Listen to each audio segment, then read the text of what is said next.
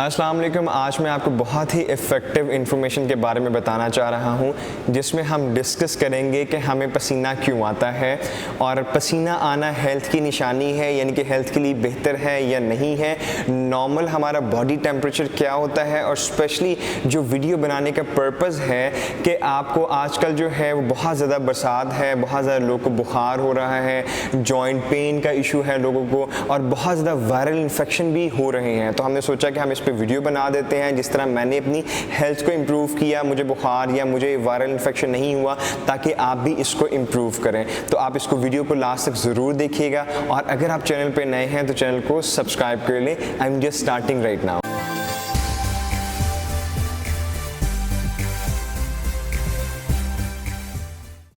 अस्सलाम वालेकुम, welcome to Azeem yoga. This is me Azeem, I am your fitness friend. तो हम बात कर रहे थे कि हमें पसीना क्यों आता है। होता ऐसे है कि हमारी बॉडी का जो एवरेज टेम्परेचर होता है वो है 37.5।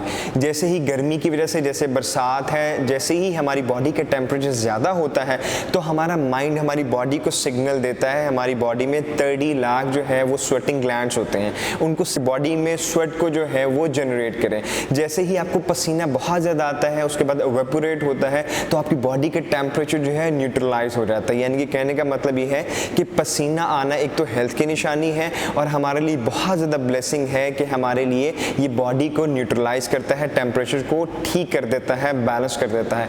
ऐसे बहुत सारे लोग हैं जिनको पसीना अगर नहीं आता, वो बहुत ज़्यादा मुशक्क़त वाला काम नहीं कर सकते, वो एक्सरसाइज नहीं कर सकते, तो ये एक हेल्थ की निशानी है।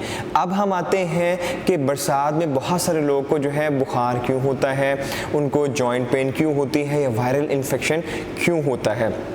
नॉर्मल ये इसलिए देखा गया है, ये प्रॉब्लम इसलिए होती है, वो तमाम लोग जो अपनी बॉडी का टेम्परेचर जो है वो डिस्टर्ब करते हैं। फॉर एग्जांपल, एक बंदा ऑफिस से आया है, उसकी बॉडी का टेम्परेचर 37.5 से ज़्यादा है, या उसकी बॉडी में पसीना आया हुआ, 3 जगह पे सबसे ज़्यादा पसीना आता है। एक आपके सर से आपने फील किया होगा, हाथों पे और पाँव पे वो पसीना आया हुआ है, और फ़ौरन उन्होंने जाके नहाना शुरू कर दिया। या पसीना आया हुआ है, या बॉडी का टेम्परेचर ज़्यादा है, हीट अप है, तो एकदम AC में चले गए, या ठंडा पानी पी लिया, तो उससे क्या हुआ, बॉडी के टेम्परेचर एकदम डिस्टर्ब हुआ, आपके मसल जो है वो सिकुड़ गए, वीक हो गए, आपको बुखार भी होगा और आपको पेन भी होगी, और ज़्यादातर चांस है कि आपको वायरल इन्फेक्शन भी हो सकता है। बैक्टीरिया जो है, बैड बैक्टीरिया स्ट्रॉन्ग हो जाते हैं। तो उससे मैं डिस्कस कर रहा था, मुझसे फ्रेंड एंड फैमिली भी पूछ रहे थे, तो मैं उनको ये बता रहा था कि जो कुदरती हवा है that is best, that is better than your जो है फ़ैन और AC।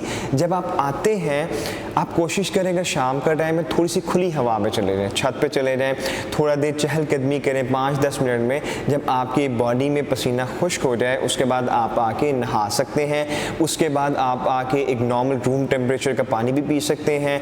उसके बाद आके आप फ़ैन के नीचे थोड़ी देर आ जाएं। उसके बाद जब आप फील करें कि आपकी बॉडी का टेम्परेचर जो है वो न्यूट्रलाइज हो गया है, तो फिर आप AC में जा सकते हैं। ये बिल्कुल छोटी छोटी चीज़ें हैं, छोटे छोटे कॉन्सेप्ट हैं, जिससे मेरी हेल्थ में बहुत बेहतरी आई, मैंने बहुत ज़्यादा फ़ायदे उठाए।